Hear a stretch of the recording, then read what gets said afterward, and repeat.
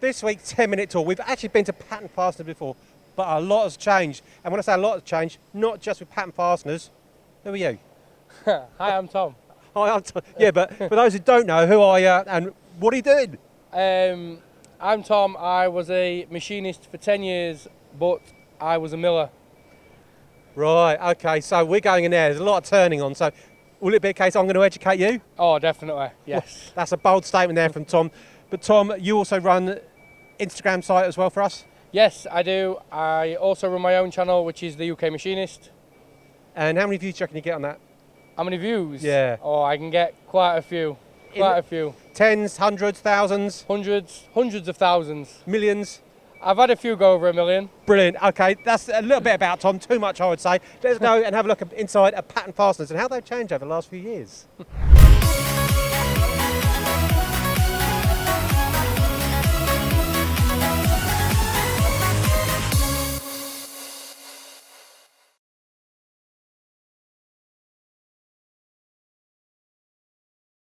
This is a great story because James bought the company about 6 years ago.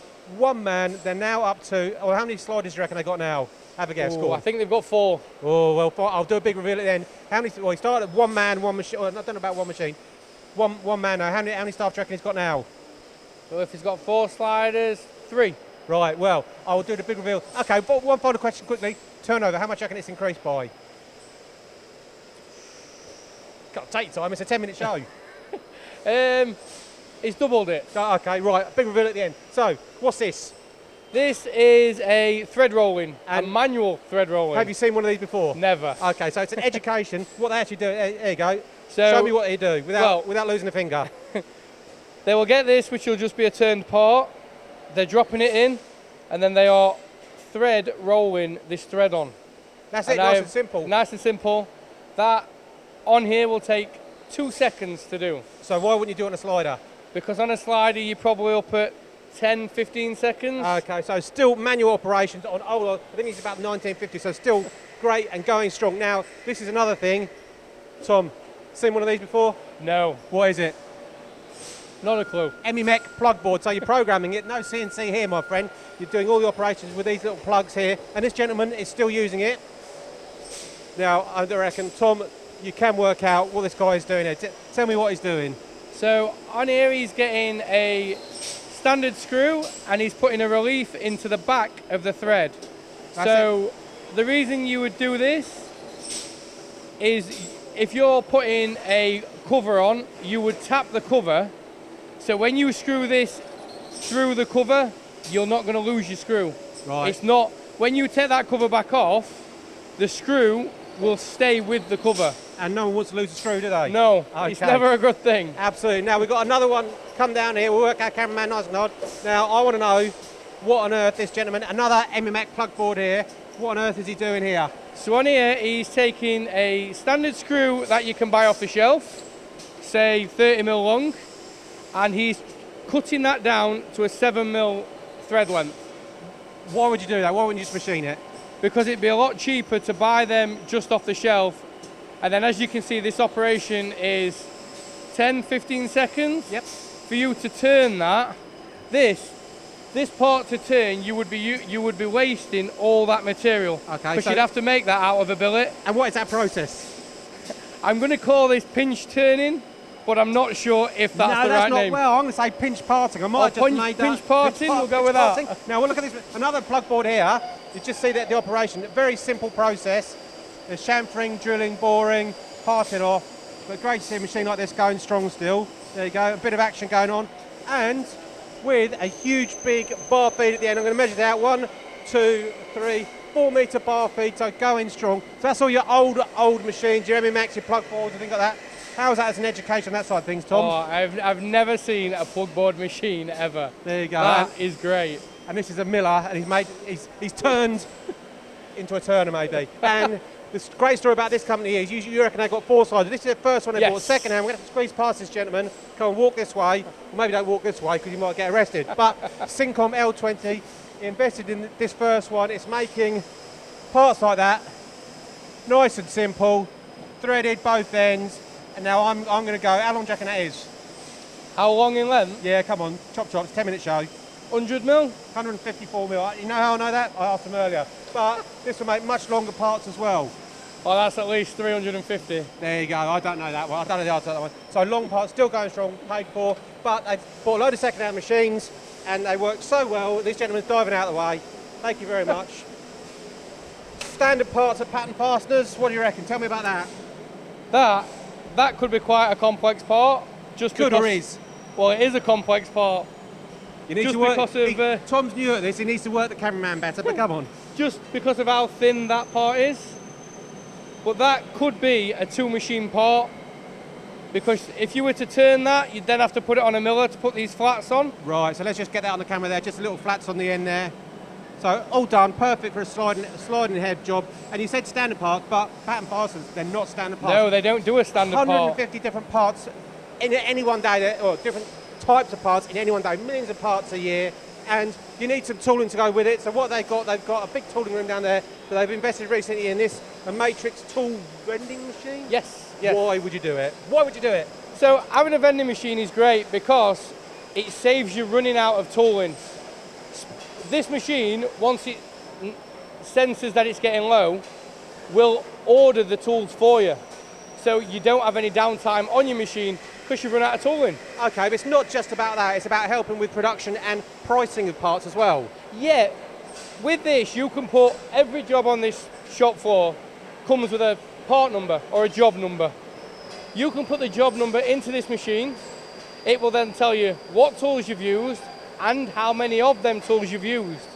So you can see that why have we used 6 taps when we should only use 2 taps? Right. So then this will then give you the option to go, well, are we machining it wrong? Are our engineers not programming it right? Or are they nicking it? Or yeah, I'm sure they're not though. No, or are they stealing it? For such a simple thing, it can give you a lot of benefits. Next bit then, so they had their old machine, the old Syncom, they went some new machines, they've gone the L20 with LFE. What's LFE? It's to do with the vibration. Absolutely, low frequency vibration. The machine itself is not just a program, and it's making, what's it making? A thing of the past? Chatter. No. And stringy swarf. Absolutely, so what did you call it? A bird's nest. No, he didn't. He called it crow's nest. What's a crow's nest? He's from up north, that's why. But parts like this, small parts like little nuts there, you can see, not very complex. Well, you say it's not very complex, but I did. That could be a nightmare for the machine because if you say turn that and then have to put it on a miller to put the flats on, how are you going to hold it? Right, well you won't. That's why you got. That's perfect for slider. Exactly. Now, this is another. I'm going to say, well, maybe I might be incorrect. Brass part, relatively straightforward for a slider. Yeah, quite easy, nice soft material.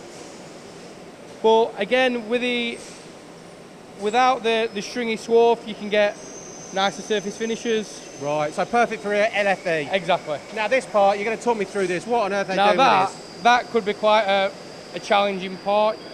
Thread on one end, nice hole straight through the middle, which if you turn it that way, isn't a great diameter, so that's quite a long hole for a drill that small. You've got this turning, this interpolation of this Easy hole for you in the to middle. say. Yeah. So that's quite a complex part. So they're actually interpolating in that. Yeah, they're actually drilling and interpolating that hole. Okay, so nice and easy, made simple with the use of online programming, but the Alcart Wizard from Citizen. Yeah. Now these guys absolutely love their Citizen machines. I'm going to reveal how many they've got at the end, but they decided L20s, L32s were not enough. So what have they gone and done? They've got very quickly on this machine here. Quickly tell me about it. I'm going to put them under pressure. Oh, this is the BNE 50. I'll help you out. This is the BNE 51. So a big fixed head machine, twin spindle, twin turret, super powerful, super rigid with the bar feed. You're machining, or in fact we've got the bar here, so it's a great example. You're going to be machining these 24/7, but they liked it so much. What they've gone and done, they've bought an ABX 64 YY2. And do you know what that means? I can tell you that the number in there is how big of a diameter they can put in. Brilliant. I'll tell you what, you've done this before, haven't you? So 64mm bar. Yep. Big bar feed. This is key to what they do. They're machining basically all day, every day, 24/7. they have increased their turnover massively. I'll come to that in a minute. Talk me through these parts. So perfect for a See, part now like that. this is polyacetal, which they have You turned. see, he's new to this. He needs to work the camera. Come on, show the cameraman. So they have turned, grooved, milling the slots in the end, drilled it, broached it, even engraved. Impressive. And all that comes off as a finished part. Perfect. And this has enabled the guys to go expand their repertoire, portfolio, and they're exporting a lot more overseas. So they've gone from 32mm up to 51, up to 64. A piece we forgot to mention is Oh, they've sorry. actually drilled and tapped. Right, so that ties in nicely with the 2YY, so Y axis on both turrets, so making super complex parts. And one I prepared earlier, well I didn't obviously, I needed you because you're a miller, not a turner, but what are they doing with this part? So, nice bit of aluminium.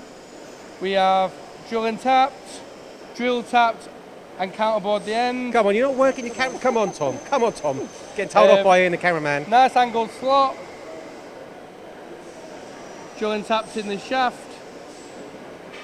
But one thing I want to showcase as well there, Tom, is just the fact that they're slotted there, but it's actually at an angle, 45-degree angle, so not easy to do.